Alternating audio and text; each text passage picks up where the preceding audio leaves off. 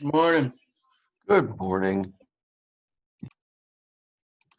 Video. Just about set up here. It takes me a while to figure it all out every time because I'm slow, because I'm old. And when you're old and slow, it's really no fun to have you guys. I mean, it's no really fun to have me as a teacher. That is a damn shame. Sorry about that. Okay.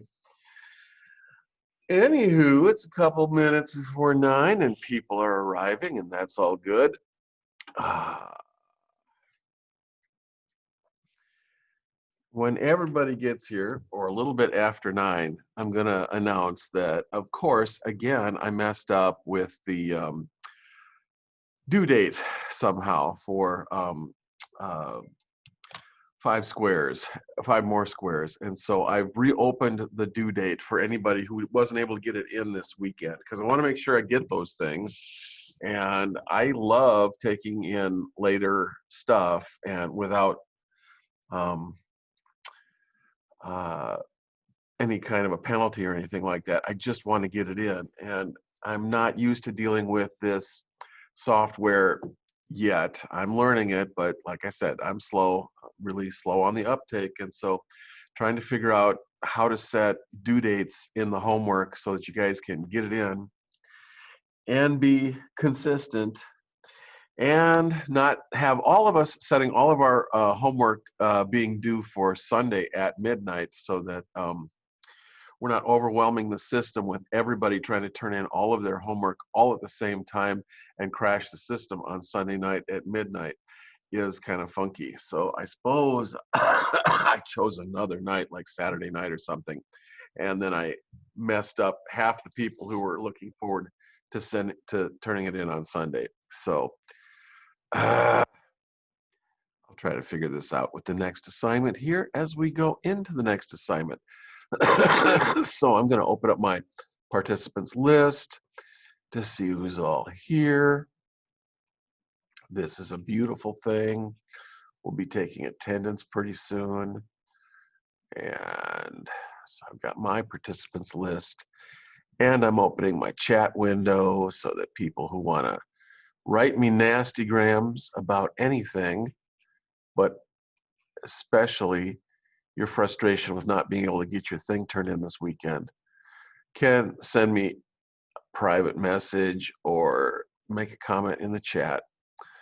But now that we're passing 9 o'clock in the morning here on the West Coast, I just want to let people know that I did not mean to shut half of you out when you tried to turn in your assignment on Sunday. I must have inadvertently set the due date for Saturday. And so I've reopened the assignment for everybody who hasn't gotten it turned in yet.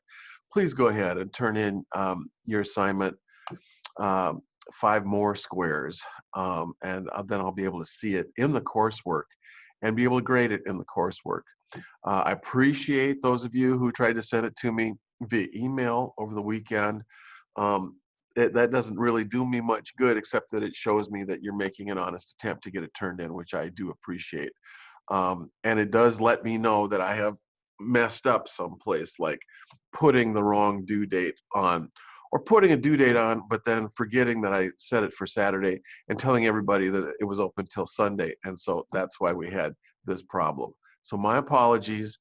I've opened it again for another couple of days until like Tuesday night or something, or Wednesday night. So please go ahead and just at your convenience, go ahead and resubmit your homework if you haven't been able to submit 5 more squares. The assignment is now reopened for being able to submit that. And I will get to that grading very soon, very shortly. I appreciate you guys getting it turned in. And I thought it was going to get, I thought the due date was Sunday night at midnight. So that's why I haven't looked at any of those that got turned in earlier. Sorry about that. So I will get this figured out one of these days. We are supposed to be gentle with each other and make sure that we're being nice to each other and trying to get all of this figured out so that you guys can um, ease into this quarter and not get messed up by the technology or anything else. And that kind of includes me trying to not get messed up by the technology either. And so I'm just,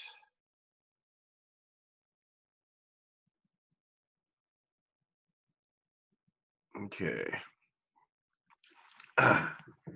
checking my phone messages for something else and trying to run things. Okay, so at 3 or 4 minutes past the hour, we're going to get this party started here.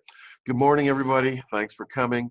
I'm going to go through the participants list here and make sure those of you who are here are getting participation points for attending today. Thank you very much. I see Autumn and Kaprina is here. Where's that Matthias girl? And Kelsey's here. Welcome. If I can find you on my list, that would even be, there we go. Amazing. Kiara is here. Riley is there. Sarah, as always, is here with bells on. Skylar Moore is here. Fantastic. Ethan, I see you coming in the door. That's good too. All right. So far so good. Okay. Aiden is with me for the Zoom. Fan-damn-tastic. All right. Good job. I'm glad that you guys are figuring out a way to get in here. That's good. So thank you for that. Okay. So Skylar, Sarah, Autumn, Kaprina, Ethan, and that's 8 participants so far. 1, 2, 3, 4, 5, 6, 7, 8. Yay. Okay. So a few more people will be stumbling through the door drunk. I hope not, but we'll see how it goes on. Anyway, thanks for coming. Welcome. Art 115. This is the beginning of the 4th week of the quarter. We're finally starting to get the hang of all of this stuff, or at least may I say that I am trying to finally get the hang of all of this stuff.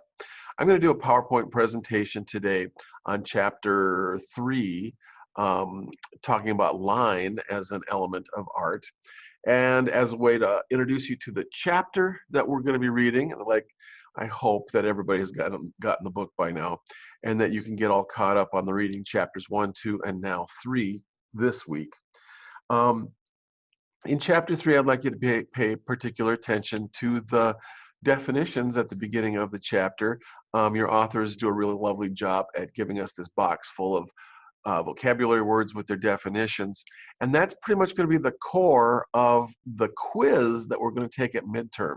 There is going to be a little quiz at midterm and at final exam time. It helps me make this into more of an academic class when we are reviewing the terms and quizzing on them. I'm somewhat uncomfortable trying to make studio art class into an academic class with those kinds of checks on them. And so I walk that line of trying to not have too much reading and too much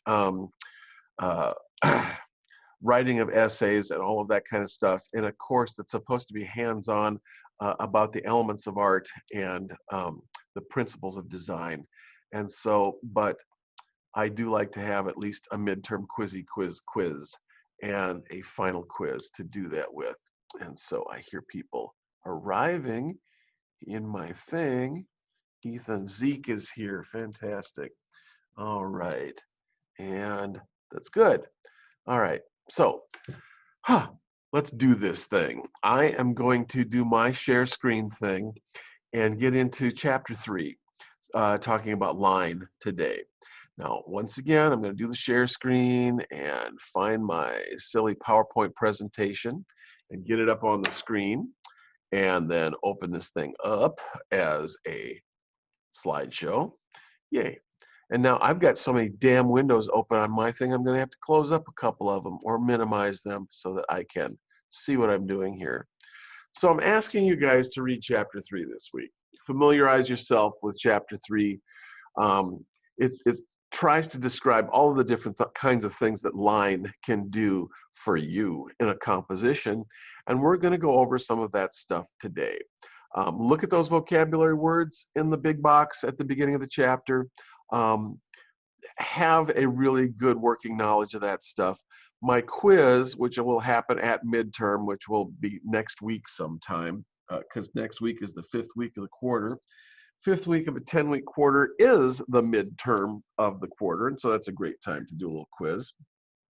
So it'll be on the first 3 chapters, and it'll just be kind of a general understanding of the concepts covered in the first 3 chapters, and it will all be multiple choice. So you will have multiple choice options for your answers, and it should not be a very difficult quiz. So I wanted those of you with testing anxiety, those of you who are concerned about that because you're non-majors and you don't want to worry too much about getting a deep dive into art and design, I do want you still to have a familiarity with the terms that we are using in this chapter.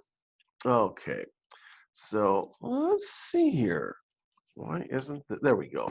Okay, so I am moving through this PowerPoint on chapter 3. Chapter 3 introduces us to the concept of line as one of the 5 elements of art. Remember, the 5 elements of art are line, shape, value, texture, color. That these are the only things that you can really make visual elements, visual ideas out of. And so these are the basic building blocks of art. And so one of the most basic building blocks is the line. And it's what we're going to talk about today. So we're defining line as the path of a moving point made by a tool, instrument, or medium as it moves across an area. So it can be just the path made by a point, like a shooting star, the point of a pencil or a pen as it's moving across the page. However, that does trace a line behind it. And so it is the path or the line traced behind a moving point. It becomes visible because it contrasts with its surroundings. And so that's how we start to become aware of the idea of a line when it is in contrast with the negative space in the composition, in contrast with its surroundings. And there are such things as 3-dimensional lines. So this applies to sculpture, architecture, even nature, has 3-dimensional lines. I'm looking outside my window right now at trees on the horizon.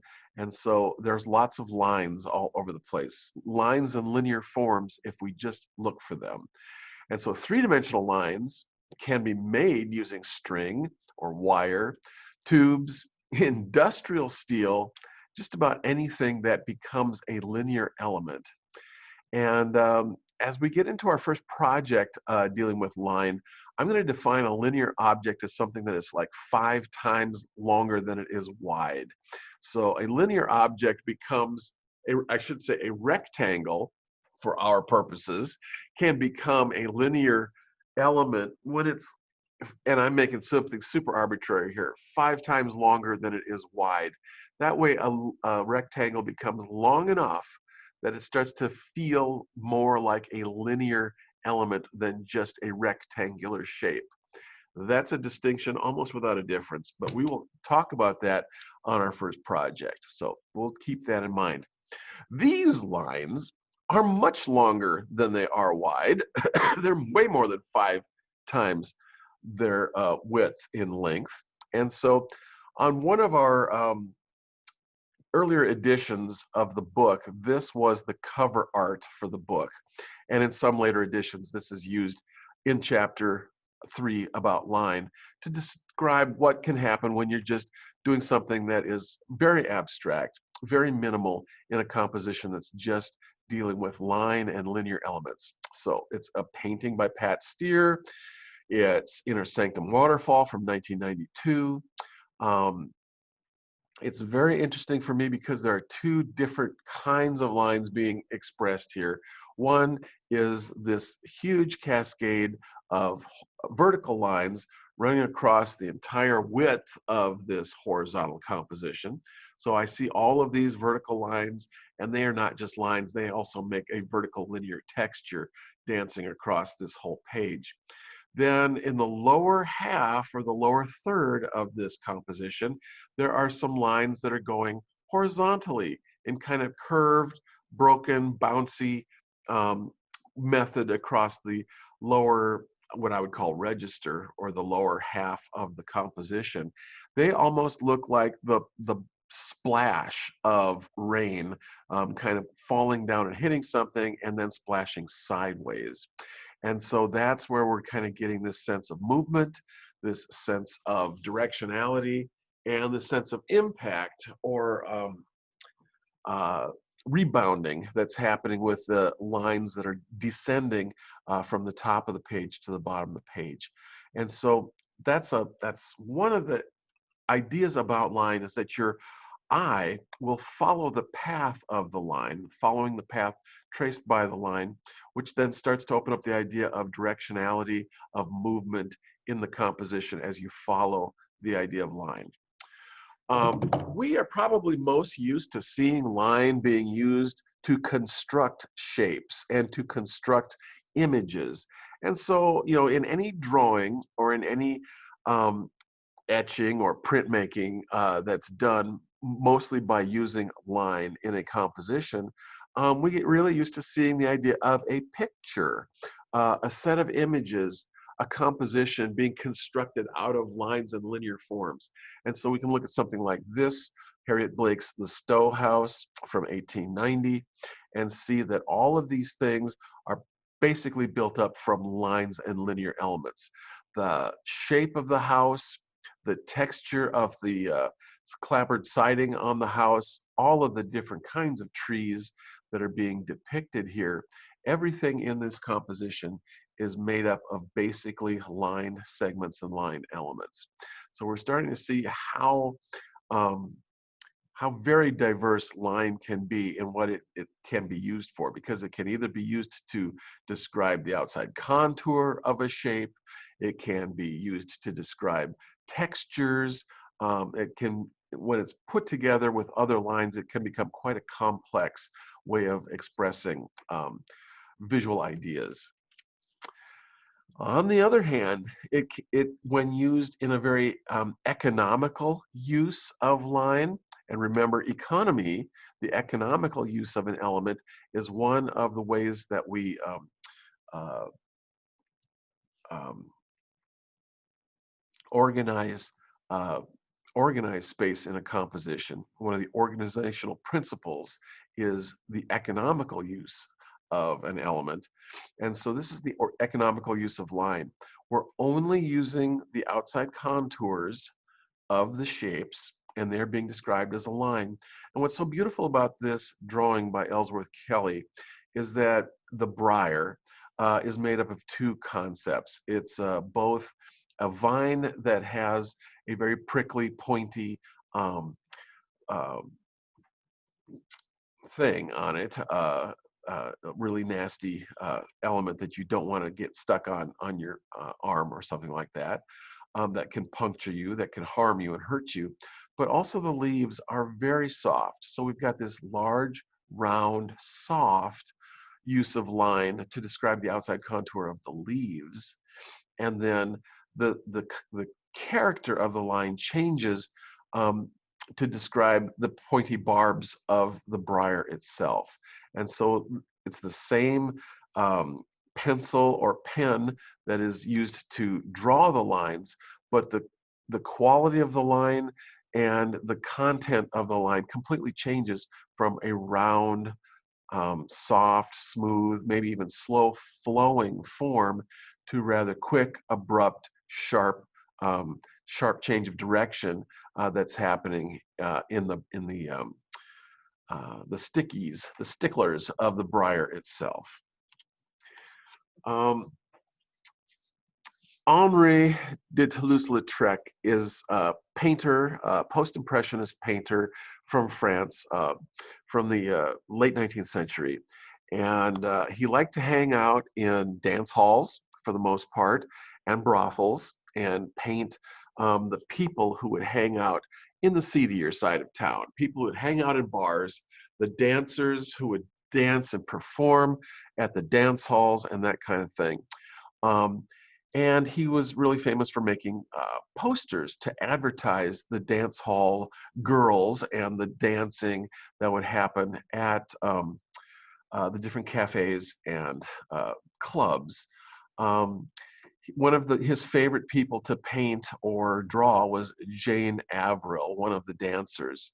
And so this is from 1893, and it's done in pen and ink, and with a calligraphic pen, you can get all kinds of very calligraphic um, line in a composition. And calligraphy, if you haven't done it before, is the art of beautiful drawing. And so we see lines that express themselves in a wide variety of different ways in this very simple, once again, economical composition. Using a calligraphic pen, if I can get my cursor to work, we have a line that starts off thin and then gets thicker along the length of it, and then gets thin again, and then thicker again. And so the changing of the width of the line along its length makes the line a very dynamic linear form as it's moving around the composition. We have very tiny, thin lines, but also very flowing, moving, dynamic lines in the composition. And so with just a very few deft strokes of his pen, he's able to create the idea of this dancer dancing, on the floorboards of the stage, inside the dance hall, even with this sense of the gaslights light fixture hanging overhead. So very, very quick, sketchy indication of the lighting, the floorboards below her, the quick movement of tiny little feet happening here. It's interesting that the hem of her skirt comes around here, breaks for a second, and then comes down and continues flowing on into the ankle and foot of her left foot over here. And so we get a lot of movement that happens, a lot of sense of flowing movement in a still composition, and a lot being expressed in a very economical use of very few elements in the composition. Okay. I am just going to stop my screen share for just a second. I wanted to look at my participants list and see if you guys are still here for the most part, and see if anybody is trying to reach me in the chat for anything, because I keep hearing lots and lots of traffic on my screen. Hearing none, I'm coming back right into my chapter 3 again. Oh my God. Okay, we're going to do this, and I'll get you there. I have to get rid of just a couple more things that are on my screen. Okay. When artists sign their names, when artists sign their signatures on a work of art, they're using line. So, we can even think of our alphabet, the way that we write in words and vocabulary in language, as, excuse me, an extension of the use of line and linear elements in a composition. And it's not just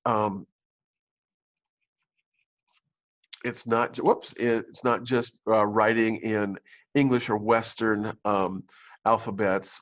Even the use of calligraphy, pen and ink in Eastern traditions of written language is still the use of line in terms of visual communication. It's a beautiful thing, even if we don't understand it, even if we cannot read the characters in another language or in another written tradition, we can still be fascinated by and even entertained by the beauty of the line expressed that way. Okay. So when line is used in an expressive way, it can communicate all different kinds of energy to us. We can see a very energetic use of line in this painting. We can tell that it's a very energetic line because most of the lines in here are done on a diagonal. And we're going to discover that line can have a lot of different kinds of qualities to it. A horizontal line is much more quiet and subdued in terms of its energy level. A vertical line has more energy because it is running vertical, and we live kind of in a vertical format in our own lives. And so when we are up and about, when we're walking around or running around, we are much more active when we are vertical. And so we attribute the idea of energy to a vertical line. And then when we see a diagonal line like this, or a zigzag line, that has the most energy possible. we associate that with lots of energy, like a lightning strike in a night sky. The idea of the diagonal line usually means high velocity, lots of energy associated with it. And so that's what we associate even when we see diagonal lines in a compositional space. When they change direction, when there's lots of different diagonal lines and zigzag lines moving in and out, that dazzles the eye. Even the Z's in the word dazzle give us a little bit of that diagonal linear energy in the composition. And so we associate all of this with hectic, frenetic movement in a composition. Let's contrast that with a painting that deals a lot more with slow, curving, loopy lines. This composition, Continuous Ship Curves from 1991, relates more to the idea of plotting perhaps the routes of ships on charts and maps as they cross the oceans and that kind of thing.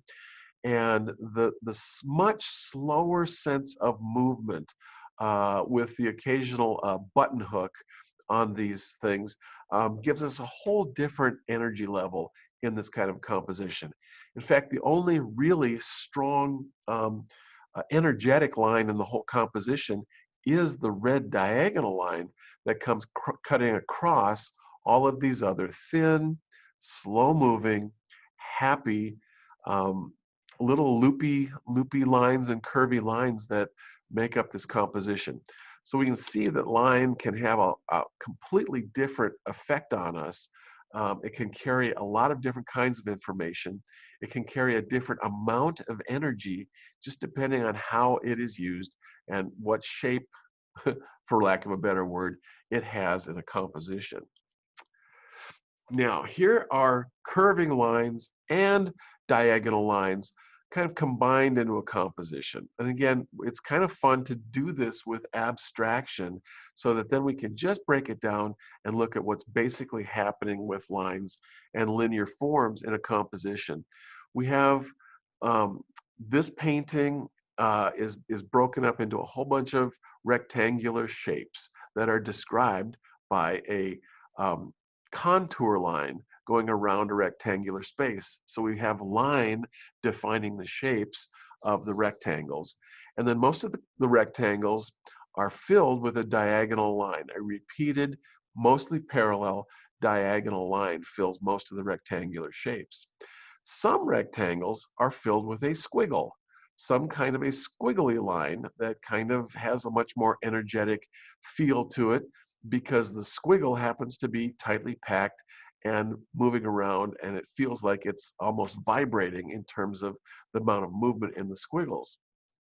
Now, that's happening throughout most of the composition, and so those are factors of harmony because we've got lots of rectangles harmonizing the entire composition, a great deal of rectangles that have diagonal lines in them, and some rectangles that are dispersed throughout the composition that have squiggles in them. For the areas of interest in the composition, the areas that are examples of variety in the composition, we've got two things going. We've got some very bold diagonal lines that are kind of going around one of the rectangles in the lower left-hand corner that attract our eye and become a focal point in the composition. And they replicate or they kind of echo what's happening with the thin diagonal lines that are making up most of the interior spaces of most of the rectangles in the composition. The other thing we've got going on here are the fat squiggly lines that are done in color that are kind of smashed together over here, sharing an edge in a compositional space so that they are very much a kind of a super shape made up of three different distinct areas of big, fat, wormy, squiggly lines. They actually relate very closely to the tightly packed squiggly lines in the other areas of the composition, and yet they elaborate on that a little bit. They become larger. they become revealed to us in a slightly different color that's not being used anywhere else in the composition. And so we have, these three blobs of squiggly lines and this little L-shaped figure of very bold diagonal lines are creating two focal point areas of variety or visual interest in the composition in the context of all of the rest of it, which provides more harmony in the composition. This is one of those examples, these crazy examples of, if you just spend a little time with a non-objective, non-representational, abstract work of art, you can kind of deduce, you can figure out what's going on just by analyzing what's happening in the composition. Where are the areas of harmony in the composition, and how does that make the composition hold together? And then where are the areas of variety in the composition, and how does that attract our eye and make something that's a little bit more interesting, that attracts the eye and make us linger longer over this particular shape or this particular area of the composition. And so line is one way that we're going to see both harmony and variety in a composition. Again, Rembrandt, one of the great painters of the 17th century in the Netherlands, doing quick studies in a sketchbook for paintings that are going to become much more large and elaborate works of art as a painting. Most painters work with drawings in sketchbook form to do initial thumbnail sketches or work out some of the compositional ideas before they commit to a large scale painting. And so we just want to be aware of the idea that line is a very important thing used by even painters as they sketch out or try to design a painting that they're going to execute. We call these preliminary drawings, preliminary sketches, and often they're found in sketchbooks. And it's really fun for art historians and art lovers to see the early ideas of a painting that then becomes a much more large and elaborate painting when it's realized in paint on canvas. So I've been talking for about 15 or 20 minutes about line and just what line can do for you in a composition, how line can express itself. We also want to talk about the spatial characteristics of line, how line can define space in a composition, either two-dimensional or three-dimensional illusion of depth of space in a composition. And so that becomes another interesting aspect of line that can add to the viewer's enjoyment of the artwork or the design, and it can help the designer or artist create more engagement with the viewer and more effects in the design or the artwork. So let's look at something as crude as a woodblock print.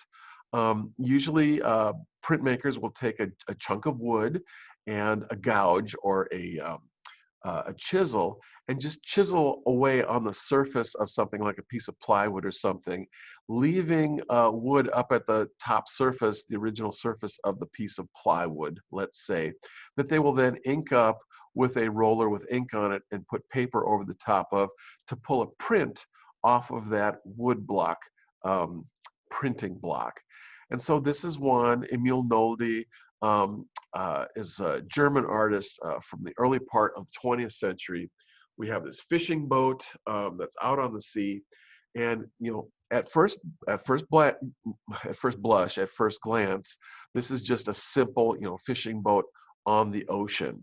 What's really interesting about the way that line is being used in terms of space and spatial relationships is that we have rather large, coarse chunks of line being used in the foreground, the area of the composition that's nearest to us, nearest to the viewer's eye, to give us more of a sense of the rolling sense of the sea and the ocean.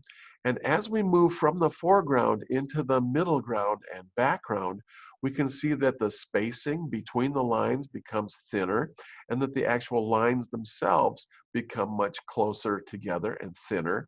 And so the spatial relationships can show us that this part of the composition is closer to us because these elements are larger and have a little bit more detail and are a little bit more elaborated upon, whereas the stuff that moves back into the background and towards the horizon becomes a lot less clear. They're much smaller details, they're much closer together, and they kind of morph right into the side of the fishing boat itself in terms of horizontal linear cuts in the woodcut composition. And then he even pulls that same linear form idea up into the upper register of the composition. The smoke coming out of the smokestack from the engine compartment of the ship are linear forms that are rolling, and they really relate to the rolling linear forms of the ocean in the foreground. And some of the elements of the sky, the clouds in the far distant background up in the sky, are also thin and relating somewhat to some of the thinner areas of sea that are happening in the middle ground and background as we move towards the horizon and up by the boat.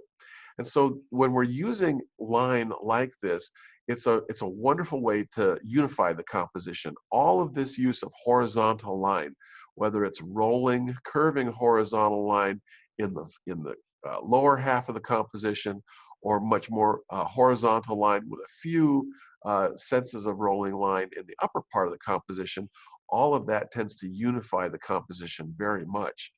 What tends to create a little bit of variety for us that attracts our eye is the outline shape of the boat with these vertical elements. The actual vertical masts on the fishing boat are a little bit different. They're the only vertical lines in the composition, except for perhaps this buoy that is floating in the water here.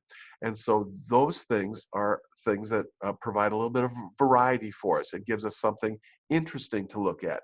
Points of interest that attract the eye in the composition, while all of the horizontal movement in the composition tends to unify it together.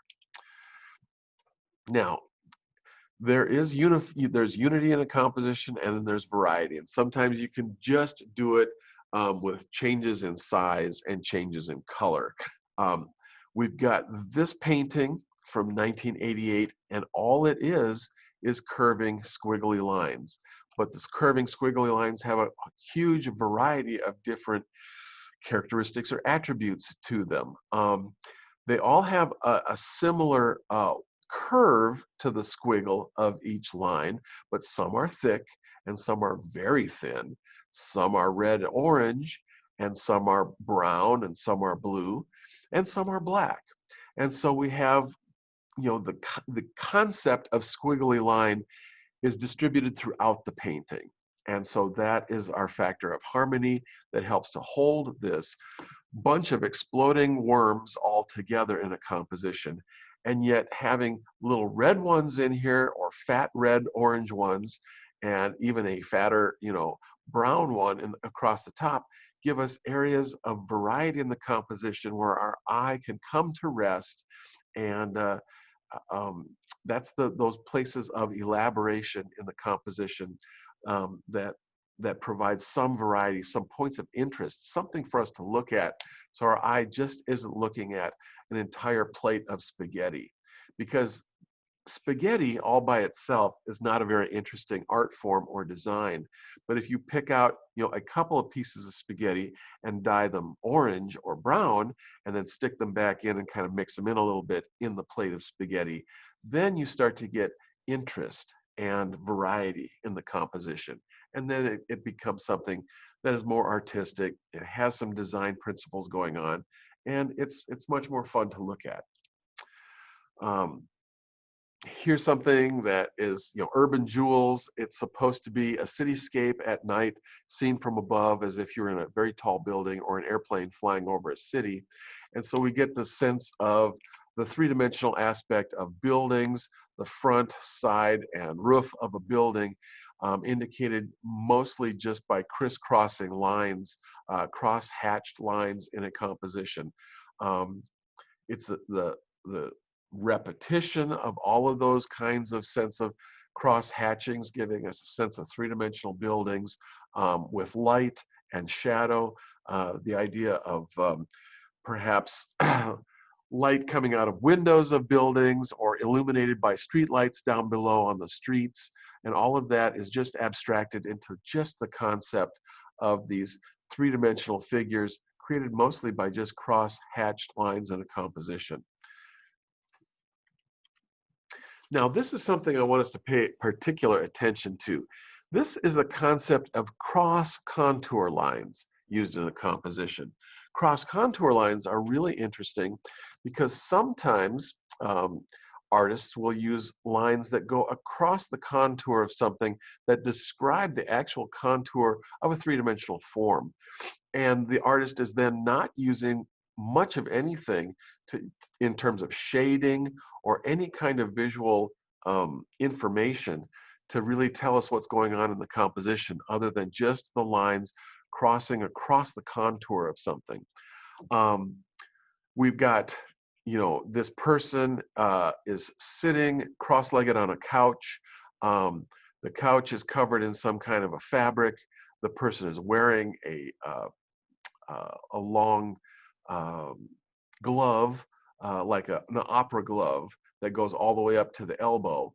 And so all of these different kinds of things, the skirt, the glove, the socks or whatever, the striped covering on the couch are all being described only in terms of cross contour lines.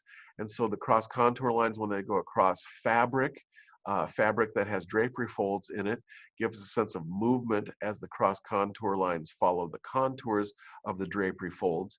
They give us a sense of movement and contours as they go across the contours of the fingers, the back of the hand, the back of the wrist and arm, and similarly the other drapery folds too. There's going to be a point next week when we're going to do a drawing like this at home. I'm going to ask you guys to set up a still life. I'm going to set up a still life here in my studio, and I'm going to do a demonstration where we construct an actual drawing like this. And since you're not in the studio with me, you're going to have to set up your own still life at home and then draw that still life. The ultimate goal of this is to erase all of the contour lines and anything else that we used to construct all of these shapes and only populate the drawing with cross contour lines that go across the contours of each shape in the composition to describe the shape or directionality of that shape.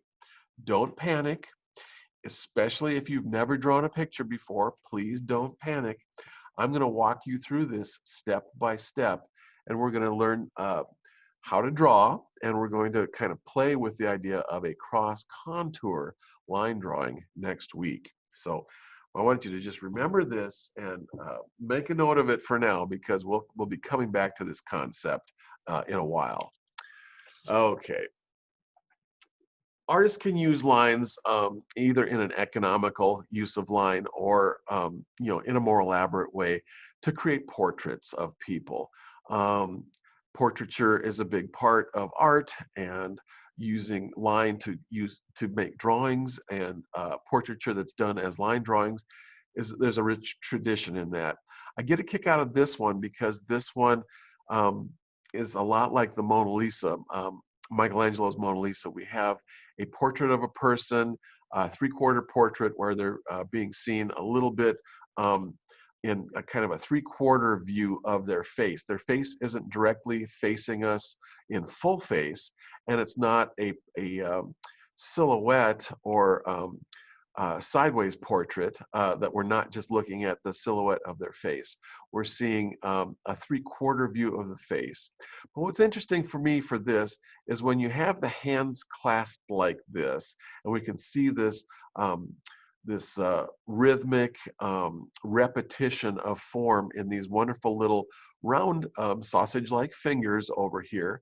We can then go over to the elbow where uh, the sleeve of the jacket is kind of bending and drapery forms or drapery folds are forming in the crux of the elbow. And we can see a very similar kind of movement happening in this area over here, so that the drapery folds at this elbow make us very much reminiscent of and echo the idea of the uh, the folded fingers that are happening in this part of the composition. So that when we come back up to the face, our eyes then are really much more focused on what's happening with the lines across the forehead, because they feel a lot like the fingers down here and the drapery folds over here. And then we get this repetition of form happening in three different distinct areas of the composition that really help to unify the composition, create factors of harmony that harmonize the composition, but also kind of engage us because it's three distinct areas. We've got fingers over here, drapery folds over here, and lines on the face up here. And they have a, a sense of difference in the different areas where they're applied, and a kind of a sense of sameness or uniformity because they're doing a really similar thing in the three different corners of the composition, which is really kind of fun. Um, Getting towards the end of the chapter, your authors are also going to talk about gesture line drawing, the idea that you can use line to not only describe the outside contours of a shape, and we can look at the drum over here on the ground or the outside edges of the chair as being constructed out of contour lines. But when we look at the energetic use of line that's happening in and out and through this figure here, this is something that we play with in drawing class an awful lot as a gestural line. And gesture line describes the energy that's happening in a composition, not necessarily the quality or shape of the outside of the contours of something. So the contours of this person standing up on this chair really aren't all that important. We get a sense of an overall standing figure, um, gesturing wildly in the air while singing, and we get a sense of the energy and movement of this, mostly because of these dancing, wonderful, unbridled gesture lines that are happening throughout the composition. And the gesture lines are as important, or even I would say even a little bit more important, than actually trying to describe the actual outside contour of the person standing on the chair. The most important thing in this composition is the energy that we feel from the gesture lines that are kind of coursing around, interspersed and throughout the upper torso of this person. And so gesture is just another way of expressing energy in a composition, and another way that line can express energy in a composition. Here's a kind of a use of gesture line or energetic line in a composition in a painting, where we've got this string trio madly sawing on their fiddles and cello here, trying to give us a sense of movement and energy in a fairly fast-moving piece of music. And because we've got this repetition of lots of diagonal lines and strokes of lines and particles of line, and we can see not very well defined edges to things, we get a sense of these guys moving fast and trying to interpret music that is punchy and energetic and quickly moving. So quickly moving that even the music stand is kind of rocking back and forth and moving because the music is moving so fast. So an artist can play with the idea of line and not just give you an illustration, a photographic sense of what's happening in the composition, but in a still sense of a painting, give us a sense of the movement, the energy, the action that's happening in a composition in the use of gestural lines. And in this case, these lines, these gestural lines become a little bit more like construction lines or contour lines, but they're unfocused. They don't really nail down the outside contours of shapes. And so we get all of this suggestion and ghostly suggestion of movement happening for every shape in the composition. And we're left with the idea of just energy and movement as the main focus of this particular composition. Um, Lines can happen in 3 dimensions, like your authors talk about. And so at the end of the chapters, dealing with 3-dimensional ideas of line, we also get a sense of what can happen in sculpture or 3-dimensional design or architecture when architects and sculptors play with the idea of a line moving in space. We get a very slow moving sense of fluid motion with this kind of line here. And so we get a sense of that kind of movement also. That's going to end this for me for today. I'm going to hit my stop share button. I'm going to come back to you guys and try to see if there's anybody who's still here who survived that horrible experience. It looks like there's people still here. And wake up if you fell asleep, because the the presentation is over, but that is in a nutshell what chapter 3 is about. I would like you, of course, to read chapter 3 so that you can get it for yourself, and you can interpret the text as I have done, reading the text about how your authors describe the different qualities of line in a composition. And on Wednesday, I'm going to demonstrate, and we're going to start off ourselves on another project. It's going to be another collage where we're going to be finding linear elements in the fashion magazine again, and we're going to construct a composition out of linear elements and try to make lines dance across a composition and play with the idea of lines and linear elements that we create ourselves, finding them or constructing them out of areas of advertising and imagery in the fashion magazine, and then gluing them down into a compositional space. This isn't 5 squares anymore. You are done with squares from now on. And so now we're going to be playing with lines and linear elements. It's going to be more interesting and more individualized as you guys create your own linear elements and then put them together in your own sense, your own interpretation of a compositional space dominated by lines and linear elements. So that's what's on tap for Wednesday. Are there any questions for the good of the order? Have I got you guys so hornswoggled and lost that you don't know what's going on? Or are you guys just totally so enthralled with this concept of line and linear form this week that you're jazzed? You're ready to do this. You can't wait to play with lines. We're going to play with lines for about 2 weeks and at least 2 projects. And so this is going to be our first one. This is going to be an introduction to line, and then we're going to jump into a line drawing, which I think you're going to find very interesting. I don't see any burning questions because microphones are not becoming unmuted to me. I don't see any hands up. Usually if you have a question, you can also put up your little blue hand and click on that, and then I can see that you have a question for me. The group chat is strangely quiet with not a lot of stuff going on in the group chat today. And so I'm going to call it a day. This was my presentation on chapter 1. I'd like you to read chapter 1. And on Wednesday, we're going to start our next project.